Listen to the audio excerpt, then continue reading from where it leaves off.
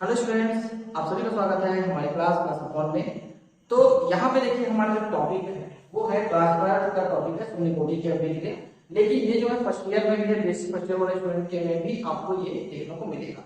तो देखिए किस तरीके से हम इसको समझेंगे कि शून्य कोटि की अभिक्रिया में। तो मैंने देखिए यहाँ पे लिख के रखा हुआ है कि कोई अभिकारक ये जो है वो क्या बनाता है, उत्पाद बनाता है।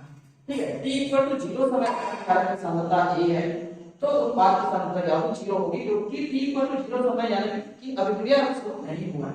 फिर कुछ समय बीतेगा यानी कि t इक्वल टू t समय पर अभिकारक की सांद्रता में x परिवर्तन होगा, तो उत्पाद क्या बनेगा, उतना ही सांद्रता का क्या बनेगा, उत्पाद।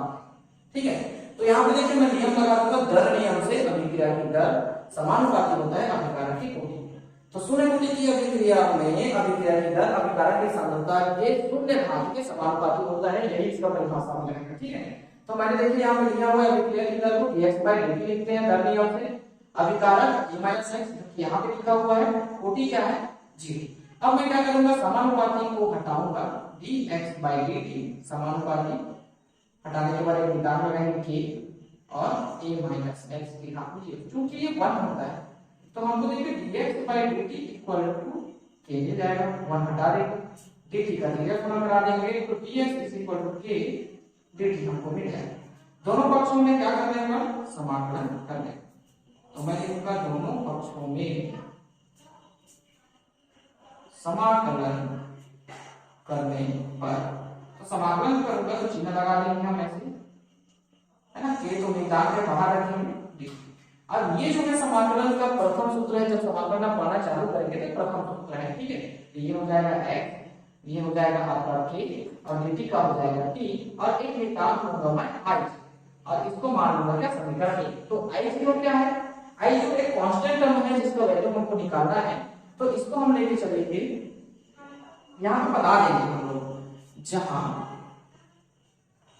i0 क्या है, एक समाकलन नियतांक, और इसी समाकलन नियतांक की हमको क्या करना है, गणना करना है। तो फिर मैं फिर से प्रारंभ में लेके चलूंगा इसको, प्रारंभिक अवस्था में।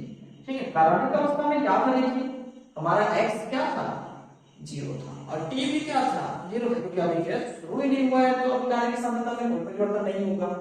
तो यहां से देखिए हम ये जो वैल्यू है उसको समीकरण 1 में रखेंगे, समीकरण 1 से देख लीजिए x का मान 0, k, t का मान भी आपका 0 हो जाएगा, क्या बचा i0, तो i0 का मान भी क्या हो जाएगा, 0 हो जाएगा।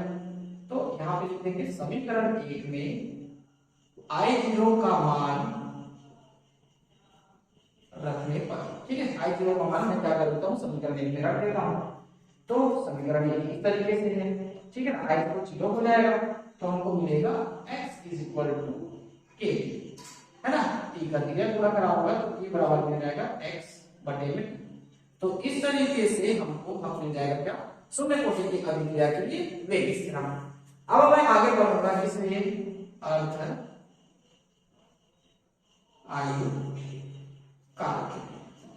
ठीक है, तो अर्ध आयु काल की गणना हम इस तरीके से करेंगे। यहाँ पे देखिए सेम आपको लिखना पड़ेगा, अभिकारक E जो है उत्पाद E बनाता है, t इक्वल टू 0 समय पर इसकी सांद्रता 1 है तो इसकी सांद्रता 0, और t equal to t half पर इसकी सांद्रता में आधा कम हो जाएगा a/2, तो इसकी सांद्रता क्या हो जाएगी, a/2। अर्ध आयु काल मतलब जब रासायनिक अभिक्रिया क्या हो, अपने आगे प्रोसेस पे, यानी कि आधा उत्पाद बना होगा और आधा अभिकारक रहेगा। ठीक है, तो लिखे चलेंगे फिर हम लोग कहाँ, इसको मान लेते हैं समीकरण 2, समीकरण 2 में x बराबर रखेंगे a/2 और t बराबर रखेंगे क्या, t हाफ। इस तरीके से रखने पर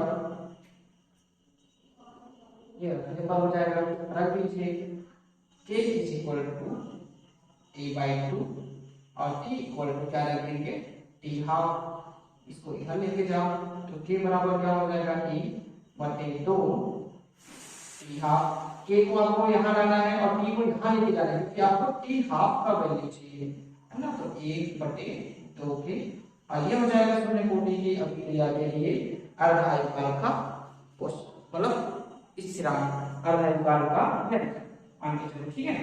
तो इसके अगर न्यूमेरिकल आपको चाहिए हो तो आप मुझे कमेंट कीजिएगा, इसके न्यूमेरिकल में आपको सॉल्व करके बता दूंगा। और चैनल पर नए हैं तो सब्सक्राइब कीजिए और जितना हो सके इसे अपने दोस्तों तक भी शेयर कीजिए और हमें भी सपोर्ट कीजिए। तो इसी के साथ मैं मिलता हूँ एक नए वीडियो में, तब तक के लिए धन्यवाद।